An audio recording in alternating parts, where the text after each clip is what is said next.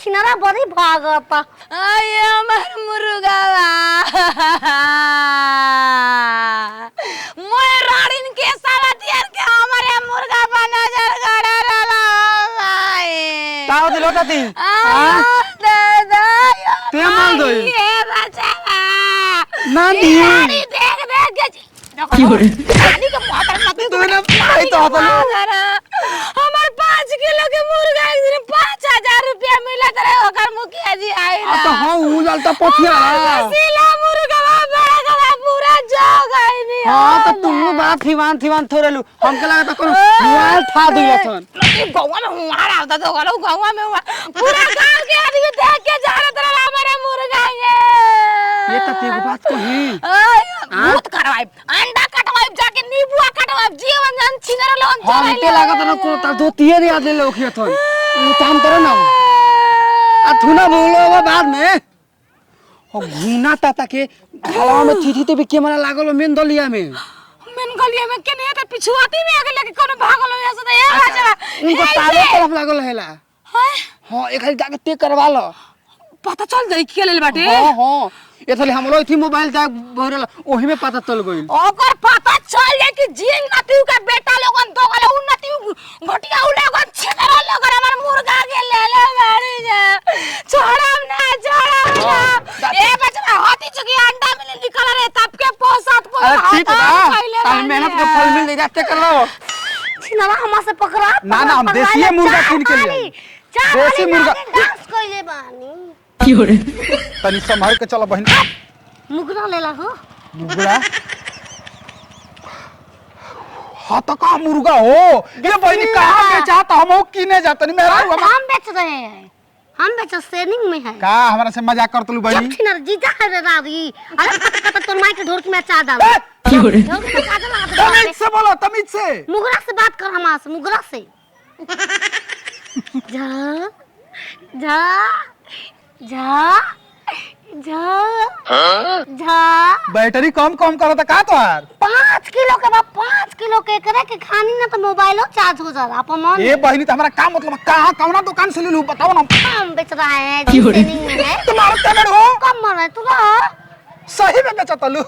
ई खइबो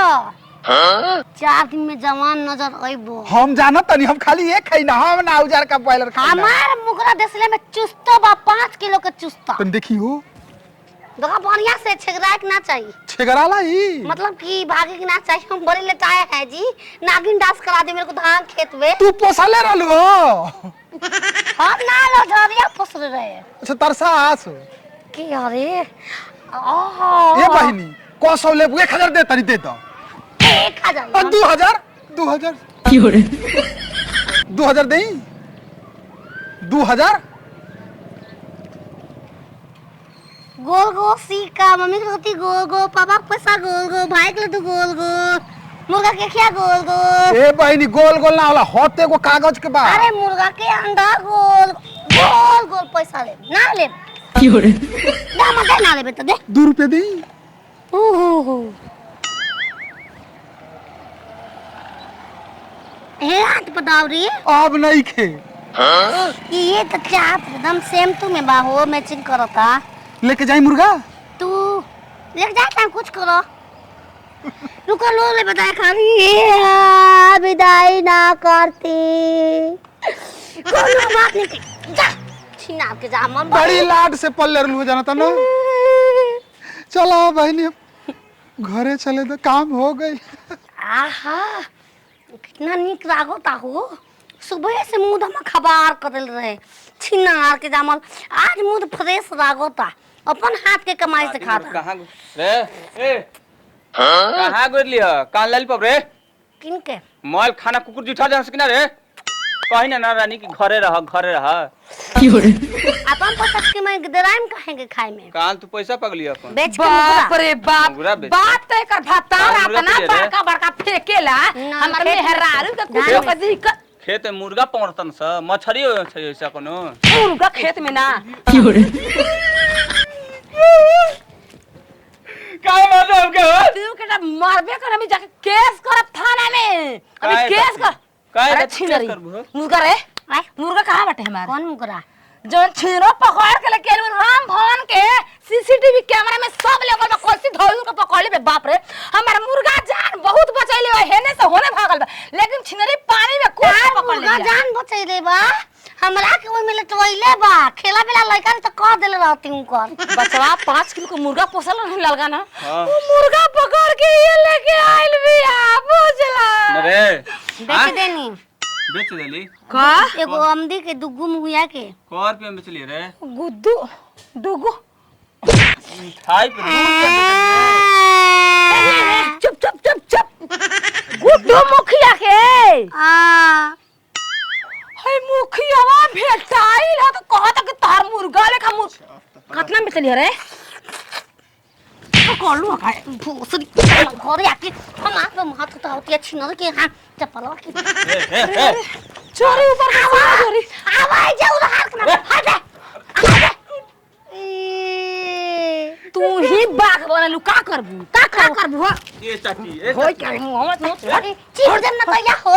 अरे न पीले तो गलबा हमारा मुर्गा हम चुपचाप चल के मुखिया के दुआर में देना ना चाची हम तार ना 2 रुपया में बेचली में चिड़ी लॉलीपॉप दे खाओ दिया घर बाजला में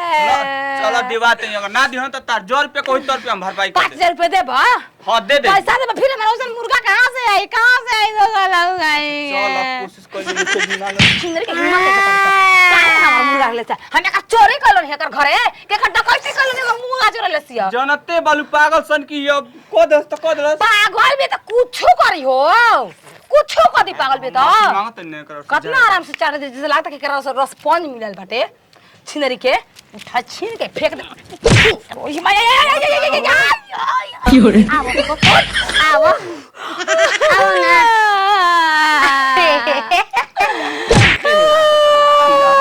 वो क्या क्या जाता नहीं तो गाला अरे बेरुआवा तोरा संगे संगे हमू पागल आज कोई रे छिनरी